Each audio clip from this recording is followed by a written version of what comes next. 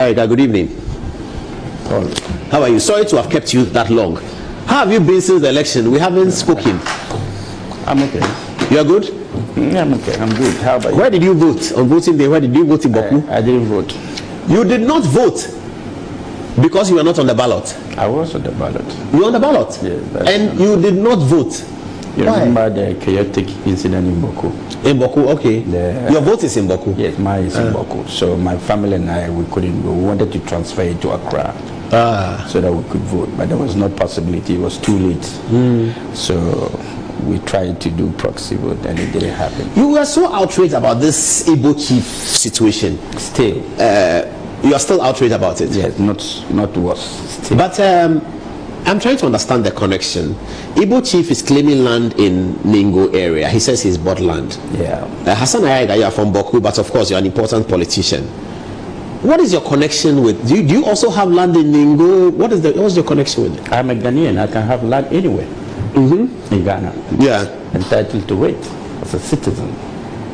And my policy, if you read my 2020 manifesto policy, I made it clear to Ghanaians that when I'm president of the Republic of Ghana, inshallah, no foreigner will own property in Ghana.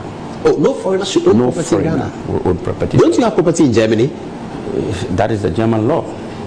But if you have property in Germany, you don't want Germans to have property in Ghana? That's my law as president. I'm trying to protect the sovereignty of our nation, the lands of our, future generation, so that nobody takes. We have limited land. Land does not increase, it decreases. And once it's sold out, it's gone. Yeah. And Mr. Paul, if you look around Ghana, check around all the most important places in this country, the very luxurious communities and areas, all the properties that are owned by foreigners. That's kind of true. You understand? From 1960s till date, we're losing our sovereignty gradually to the foreigners. And look around again, all the big companies, from Spinters to everywhere, go around the whole world, the country, it's owned by foreigners. Where do we live as citizens? Slums, areas. We get choked in Medina, we get choked in Labadi, we get choked in Nima, we get choked in Kaswa. We live in slums. And the most important places are being taken over by the foreigners in this country, living a life that they cannot even live in their own country. And we are losing everything. And the worst of it is that our chiefs, and our politicians are giving them the opportunity and the nod to take off everything. We are talking about history. Our forefathers fought, died for this country. And what are we doing? We're selling the country out. What did the Igbo chief do wrong by buying land in Ningo? First of all, calling himself a king in Ghana is wrong. That's wrong, I agree with that. Nobody who is not a citizen of this country can make himself a king in our country. You know the law. It doesn't permit that. So you come in to tell us that you are acquiring 50 acres of land to build a kingdom, an Igbo kingdom, so that it will become one of a kind in the world that has never happened anywhere in this country. Shows that we are loose. We are allowing everybody to take over everything. And you are going to build a kingdom that is going to determine who becomes president in Nigeria? In Nigeria? Yes. Kingdom in Ghana determines who becomes president in Nigeria. The ministers of state will all be coming and through that gate, and anybody who wants to acquire land or property who is a Nigerian will come there and acquire land and build as a Nigerian and live. And that's an Igbo kingdom. Clearly, they are becoming another tribe in Ghana. Clearly, they are now rubbing shoulders with the kings of wherever they are getting the land from. And clearly, we are going to have a big problem in the future. Have you bothered to ask the kind of crime rate, then find out the associates of those crimes? And you will realize that 90% of every crime that is committed in this country, if you check the statistics, 90% is foreigners. And well, 10, I don't know about that. 10 is Ghanaians. armed robbery, foreigners, Nigerians have taken kidnapping, over. Kidnapping, foreigners. Nigerians have taken over. Fraud, 419, killing Yahoo, what do you call it, scams and everything. Fraud boys, they've taken over, they've manipulated the system. They are now the hierarchy of our nation in terms of anything. Right now, they're even killing landlords. They come, they rent your house, one person shows his face. Then 30 come and live there. Then 30 come and live. That's true. I hear that quite. And when you joke, they kill you. Our ladies, they are killing them, using them for their so-called rituals. Very soon, if we allow such a kingdom to happen, you will be registering missing people in this country every day. Look, we are not against settlers. I am not against settlers. We have Yoruba settlers here. We are living happily with them. We have Hausa settlers. They are living happily with them. We have Zambarama settlers. They have even lived with us for a very long time, and they are now part of. There's Lagos Town in Accra. Yes. And there's Lebanon House in Accra as well. So the point is that, are we selling our sovereignty to the Nigerians? You know, Igbos, they are called Inyamuri. That means? Inyamuri, Hausa, they are calling them Inyamuri. Mm-hmm. Even in Nigeria, they are not welcomed by the Hausas and the Yorubas. Well, that was the point of Biafra in the late 60s. Thank you. You remember the xenophobic attack in South Africa? Yes. Who started it? The Igbos. It was targeted against the Igbos. It was targeted against the Igbos, and it affected all the African descents. Because wherever they are. But that's stigmatizing the Igbo tribe. That's not very welcome by the United Nations. United Nations doesn't like that. That's the nature.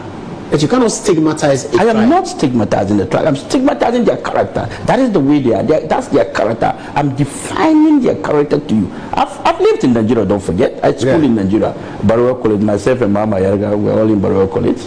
Your father took you there? Yes. We've lived there before. We know how they behave. You understand what I'm saying? And anybody who has lived with Nigerians will tell you that, Massa, be careful. And let me be So what report did you give to the police? You remember when this incident happened, I wrote to the NIB and the National Security, telling them to, and then Land Commission and all that, to investigate into the matter and to strip him of the title King. Mm-hmm. He cannot be comparing himself to Ashantahine and all that. And funny enough, this king, or whatever we call himself, finds his way of dining with NDC and MPP. You realize all Well, there's some videos that will be putting up. Please show us some of the videos. Yes. Well, the story is that he was a big contributor to political campaigns. But not, that can be his problem if they are not arrested. There you see him over there. Yeah, and look at this one. Yeah. In this country. But this is long ago. This is not recent. This is recent. This is his kingdom. This 2025. This is before election.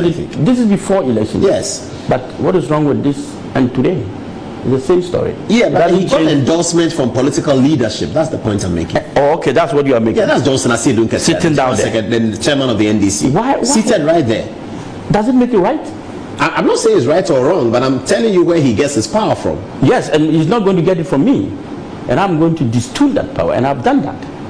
You're a minority party. It doesn't matter. There's one truth in life. The Ghanaian society will rally behind me in any circumstances against this man. If I say tomorrow there's a demonstration, you will see the number of people who come out to support this demonstration against our politicians who are allowing it.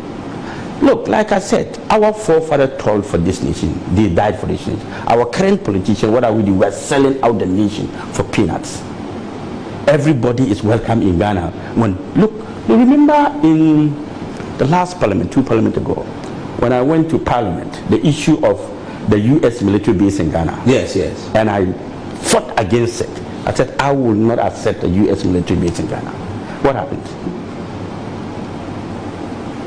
It looks as if our leaders do not have foresight of defending our nation.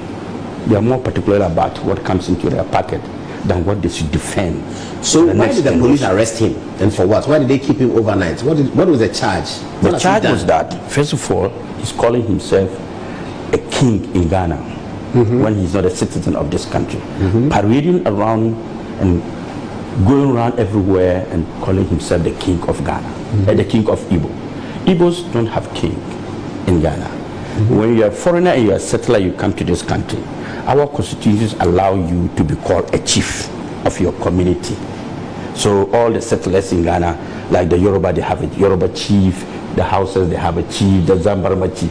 That is fine. We can give you that title to be able to be managing yourself. But when you begin to, parade yourself, call yourself like Asantehene and all these other kings in Ghana, and you go walking when you are not a citizen and say you are a king, and you are going to acquire tracts of land and build a kingdom. Did he acquire the land? That is his problem. Whether he did or he did not, he's voiced it out that he has. And the videos are there. So we are taking his word against. So is he being released on bail? Yes, this afternoon he complained of high BP. In the cell? In the cells, and said his BP has gone up. You know, yesterday when he was invited, he went there with the ambassador. Nigeria. Ambassador of what? Nigeria. Nigeria's ambassador to Nigeria Ghana. ambassador to Ghana. He went there with his lawyers and all that, thinking that it was the ordinary citizens, what do you call it, NIB or National Investigation, National Security will just listen to him and ask him to walk away. This is not that national security you're thinking of. This is a different national security altogether. They will investigate. As a citizen of Ghana, when you send a petition, they will have to listen to your petition. So the investigation went through. And he was panting, sweating. He's not a king, he's not a what. But this is the palace you've built, and you're calling yourself a king. You are causing mayhem in this country. Your Nigerian boys are going around telling Ghanaians, threatening Ghanaians that if they kill one Ghanaian, Nigerian, they will kill 50 Ghanaians. Your Nigerian people are going around telling Ghanaians that one Ghanaian has come to Ghana and Ghana is on fire. Can you imagine? If I show you videos of this man, he said we are uncultured as citizens. I'm sure I've sent some of the videos to you. Insulting the integrity of the people who has given you land to live, to stay. Can you do that in Nigeria? Is he an Igbo royal in Nigeria? No, he's not. He came here as an Igbo businessman selling cassettes. Are you serious? I'm telling you. Cassettes? Cassettes. And he made millions of cities to buy land? He did not make millions of cities. He brought in a lot of prostitutes.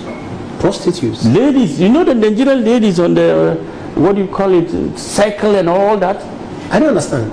You don't know the syndicates of this Nigeria. So he came selling cassettes, then he brought in... Then they started trafficking... Night workers? Night workers, and now they started bringing Igbo boys and parading himself as the king. But how does that make him rich? Because they pay dues to him. Who pays dues to him? All these Nigerian boys who have shops in Nigeria. In Ghana here. The Nigerian boys with shops in here. They pay dues to their king. That's a lot of money? Of course, that's a lot of money for him. He's like their god in Ghana. So the fact is that any problem they go through, they come to him, and don't forget, they know how to do this business. He's been able to parade him among all the big men in Ghana, showing himself in every kind of, what do you call it, gathering, and dressing and walking and making himself look. Even he's met the former president, he's met the current president, he's met Asantehene, he's met a lot of people, he's gone to visit them. That is power he's using to get from his own people. They now trust and believe in him. You see, there's a law that says that it is not who you are, it's how you carry yourself, that's how people address you. The way you dress is the way they address you. If you make yourself look big, people will regard you as big. But if you turn yourself into a beggar, people will disregard it. He's turned himself a big man. You understand what I'm saying? He's made sure that people have seen him with videos talking to all the big men. So all the Nigerians, that is why he said that he was going to build a kingdom where any Nigerian who comes from Nigeria, he will pass through his gate. And then they will settle, find land for him to build. And then they will also give him time to move from wherever he is, a transit. His home, his kingdom is going to be a transit for Nigerians to be here. Igbos. Not even Nigeria. He didn't talk about Nigeria. He spoke about Igbos. These are dangerous people, Paul. These people, if you know what they are doing out there. So will there be a prosecution? Yes, we will see. We are now the youth wants to demonstrate on the 19th. 19th of July, that's next. 19th of July, this Saturday? Yes, this Saturday. In Accra? In Kumasi and Accra. Oh, I see. Yes, they are against all of these things. Against all of these things. You know, Paul, I'm very, very, very sad with the way our own people treat foreigners against our own citizens. It's sad that if I'm president today, a lot of things will change. Are you using this to launch your campaign for 2028? I said it in 2020, not in 2022. I have the videos. Are you going to run in 2028 though? Paul, I'm going to run until I become president of the Republic. Until you become president? And the things will change. That is when different narratives. Mm-hmm. I hope you will be alive then and you will see the difference of leadership. That's Hassan Ayariga will bring on board. I am not scared of anybody in this world. I'm not going to be a beggar to any country or nation. I'm not. I will build my country without going out to beg. Ghana beyond aid. Ghana beyond aid, not the one that you say and go out and do. No. This is a different Ghana beyond aid. Look at all these young people here, very intelligent and talented people. They are not given opportunity to serve their country. It is about politics, who you know.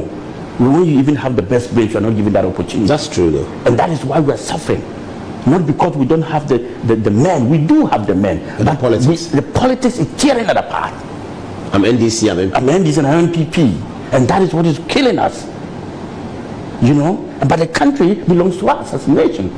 So we must protect and build this country together. Not because you are NDC, because you know Paul, or because you know Sasayaraga, or because you know John Mahama. That is not the situation. You don't get position because you voted for me or against me. You get position because you are qualified to do the job. And that is how we must move. Until we move in that direction, we will fail each other. Because, let me ask them to give us some text messages from young people. What are people saying? Shall I begin with Anziba? Anziba from Courage. My final word is that Ghanaians should sit up. Sit up? Yes. And do what?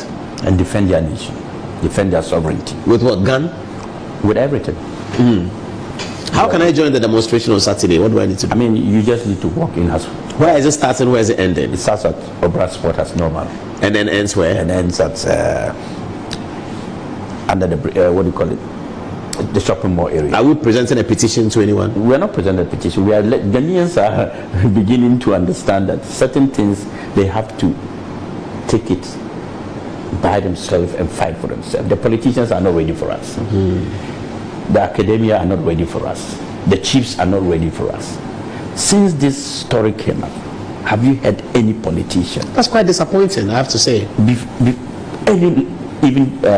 heard some judge say that it's not true, and I spoke with some judge. Nothing has been no.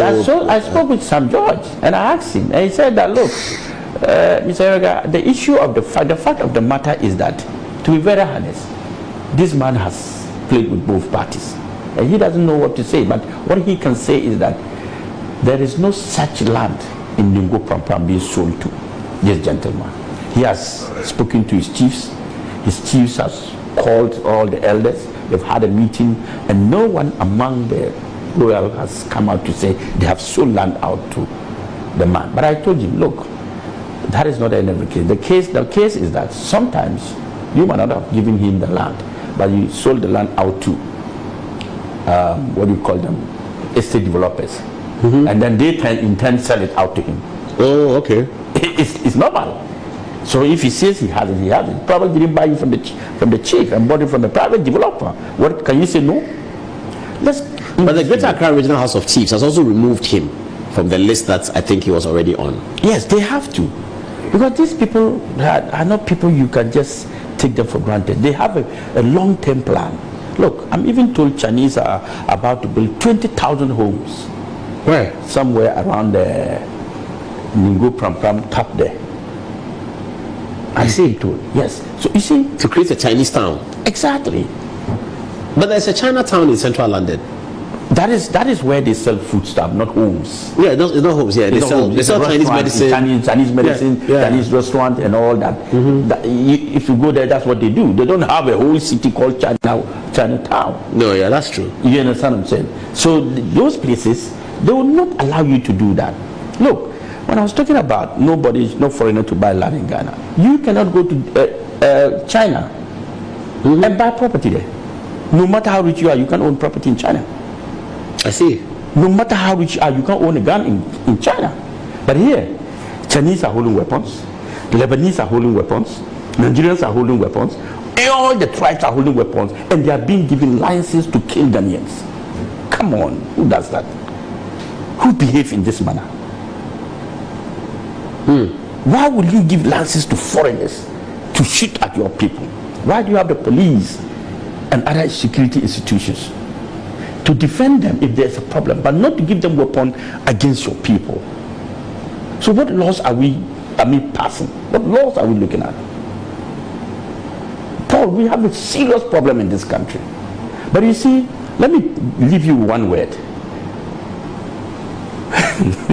We are used to everything being abnormal to be normal. So we don't see the difference. Because we are used to the abnormality of everything, it now becomes normal to us. Do you understand?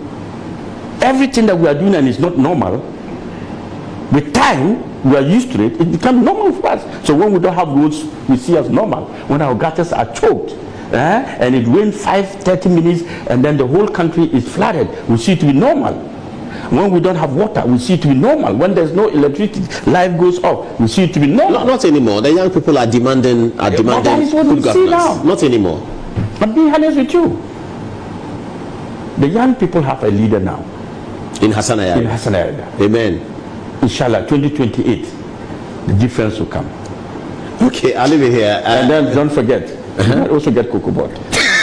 Oh, you mean you will take me to Cocoa Board? Like my brother and the other. Brother to God there. I also take you to Cocoa Board. No, I want Ashanti Regional Minister. I love the guy.